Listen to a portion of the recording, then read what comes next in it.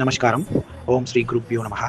நாளை 15/8/2025 தமிழ் மாதம் ஆடி 30 அஸ்வினி நட்சத்திரம். சூரியன் உதயாதி நேரம் காலை 6 மணி. சூலம் மேற்கு. சூல பரிகாரம் வெள்ளம். திதி சப்தமி திதி. நாளை கன்னி ராசிக்கு சந்திராஷ்டமம். நாளை ஆடி கடைசி வெள்ளி, அதாவது 5வது வெள்ளி. நாளைக்கு உங்கள் ஏரியாவில் நியர்பையில் இருக்கக்கூடிய அம்பாள் கோயில் இல்லை சின்ன சின்ன கோயில் இருந்தாலும் அவங்க போய் நீங்கள் வழிபடுறது சால சிறந்தது.